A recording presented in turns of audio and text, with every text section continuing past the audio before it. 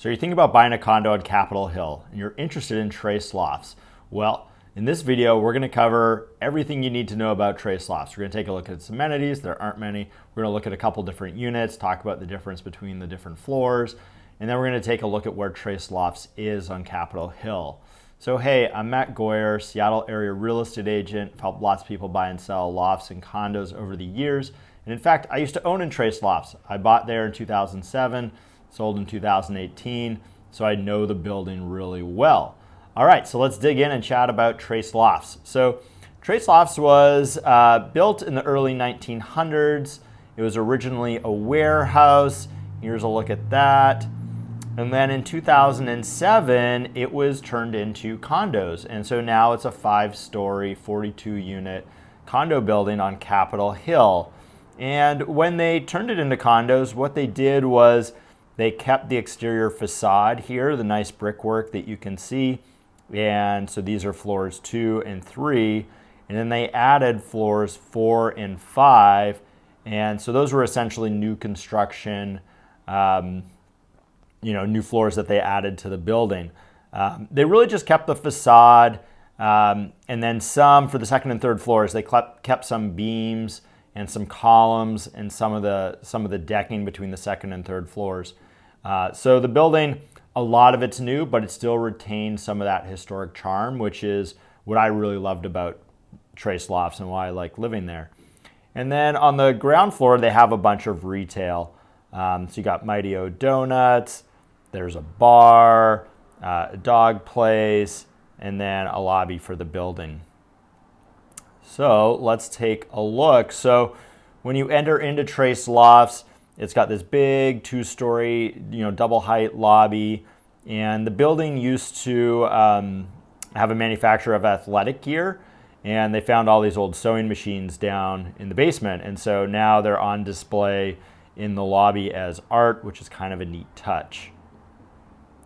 And then here's just another look at the lobby.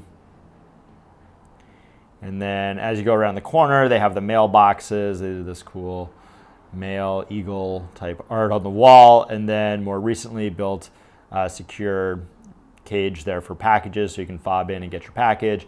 And then you got the elevator over here. There's only one elevator for the building.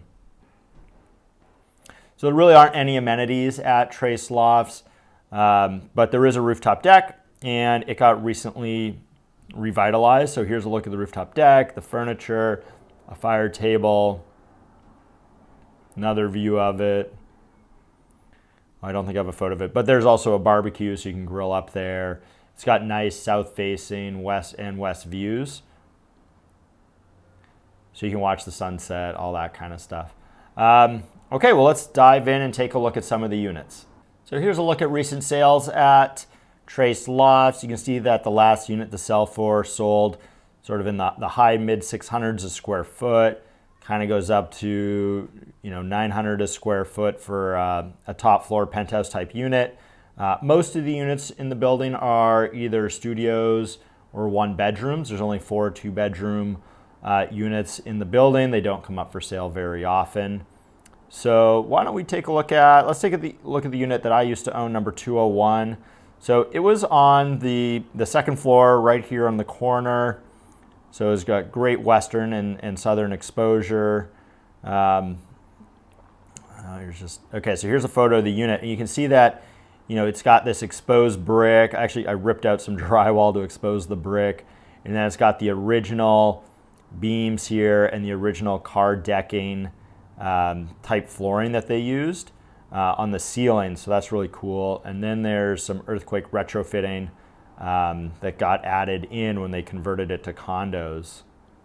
So that's like the really nice thing about the second floor units, if you're into it, is it's got these the sort of historic roof ceiling details, and so you don't get that on the other floors. So unit 201, nice corner unit, 800 something square feet, so spacious. And then all the units at Trace have these fir floors. They came from a project down in Oregon, and they reclaimed the fir and then turned it into flooring. So nice sort of adaptive reuse there. The kitchen in this unit is basically the same as when I bought it brand new in 2007. So, same stainless appliances. Then they have these tile, sort of larger format tile countertops, and then sort of nice darker wood cabinets. And then the other nice detail, let's go back. So the other nice detail here is they save some of the old elevator doors and then repurpose them as doors into bedrooms and stuff like that. So that's another nice thing about this particular unit is it has one of those elevator doors. And then here's some of that, more of that earthquake retrofitting they added in. So I exposed that so you could see it. Thought it was cool. Here's another look at that elevator door. And then this is the bathroom. The flooring was updated and the countertop was updated, but like the cabinetry is the same. The tile work's the same across most of the units there in the building. All right, so let's take a look at another one. Maybe one on the, here's one on the 4th floor. So we represented the seller of this unit. And so you can see it's just a little bit different. It's got these floor-to-ceiling windows. There's none of that exposed brick that my unit had. This unit faces south, so got lots of light.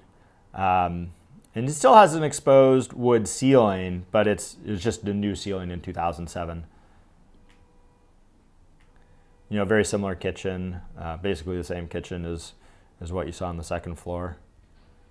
And then it's got some of these lofty details, exposed ductwork, stuff like that. And this bedroom doesn't have a door to it, so it's kind of more like a studio, but still it's like tucked away, so it's pretty private. And one of the nice things about owning on the upper floors there is that you can add air conditioning. So this unit had air conditioning.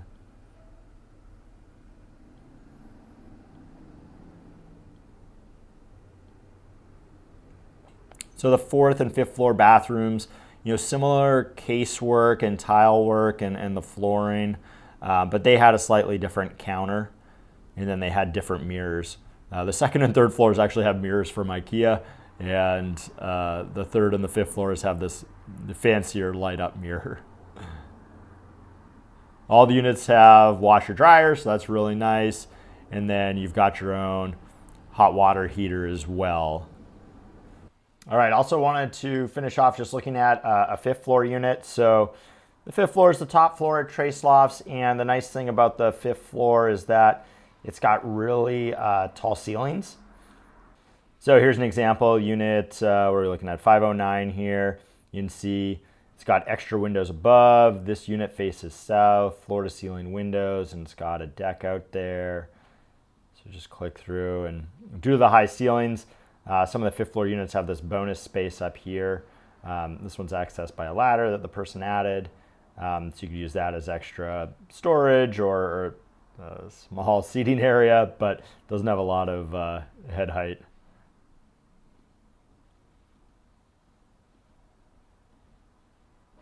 Yeah, here's a look at the deck. So yeah, the top floor at Trace is just really nice for those extra tall ceilings. All right, and just want to talk a little bit about the orientation of the building here. So this is a satellite view of Trace Lofts. This is the west side, south, and then east over here. And you're going to get the best light in the afternoon over on the west side, depending on what floor you're on, some views of the city, stuff like that. And then the other really good side of the building is this southeast side. So good light as well, nice exposure. The downside, to both these sides is that you're facing the busy street, so you're going to get a bit more street noise. But if you're on like the true east side of the building or the north side of the building, there's other buildings really close here. So the units are just going to be darker, but they're going to be quieter. So that's the upside. There are 2 really cool large units in the middle of the building along the north side. On the 2nd and 3rd floors, they're kind of long and narrow. And those are 2 very unique, interesting units. Don't get a ton of daylight, but look super cool. Okay, while we're on Google Maps, let's just talk about location here. So we'll zoom out, flip back to this view. So Trace Lofts on Capitol Hill. You know, it's not that far from downtown Seattle, not that far from South Lake Union, almost equidistant, 520 to I-90, reasonable access to I-5. So really like a good location. In terms of where it is on Capitol Hill, it's just off of what's called the Pike Pine Corridor, this stretch of a number of blocks, very walkable, tons of restaurants and bars, lots going on. So you're kind of in the thick of the Capitol Hill action, which can be really nice.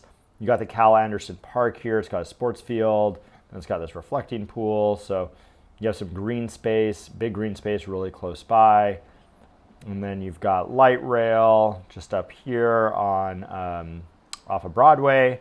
So the light rail gives you access to tons of stuff, and that's only like, I don't know, 7-8 blocks away. In terms of food and stuff, I mean, first we'll just look at grocery stores because they're highlighted here. You know, you got a QFC. When I lived at Trace, that's where I would grocery shop all the time. There's a Whole Foods, which got built after I moved out. That's just a couple blocks down Madison, so that's a nice addition. You got Trader Joe's over here, PCC over here. I think there's another PCC like over here, and then you got Safeway, so there's just like tons of grocery stores. But if cooking's not your thing, you know, zooming in, and there's just lots of restaurants. You know, in the building, you have a cocktail bar, Tavern Law. You have Barrio, which is normally open, but it had a fire somewhat recently, so it's temporarily closed. I eat at Barrio all the time. You got a Thai cafe here. There's an Italian restaurant, a vegan restaurant, a brew pub. Like, you got the Unicorn, that's a bar. You know, the sushi restaurant, Momiji, went there a ton too. Love that. Altana Bagels. So it's just, you're in the heart of the action at Trace Lofts. Lots to go see and do, walk to. You know, most of the units there have parking, but you kind of don't need your car once you're at home. So I really like that about Trace Lofts. What else do you need to know about Trace Lofts? Well, the HOA dues. So how much are the HOA dues? They're $579 a month. The unique thing about Trace Lofts is that the HOA dues are the same for all the units. Usually it depends on the, you know, it fluctuates off the square footage of the unit, but at Trace, every unit pays the same, $579. The other thing you should know about Trace Lofts is there's no rental cap, so very easy to rent your loft out if you decide you don't want to live there anymore. I rented mine out for a number of years. It was always really easy to rent. There's not a lot of lofts either to buy or to rent on Capitol Hill or in Seattle, so it makes a nice rental.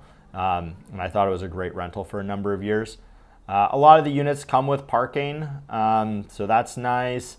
And then in terms of storage, I think all the units come with storage units as well. So if you're on the second and third floor, there's storage rooms on those floors. And then if you're on the fourth and fifth floors, the storage lockers are down in the basement. So that's a look at Trace Lofts. If you have more questions, my contact info is below. Feel free to reach out. If you want to go see a unit there, let me know. I love the building. I know it really well. I was the president there for a couple years as well. So really know way more about this building probably than most any other condo building in Seattle. So that's what I've got for you. Thanks for watching.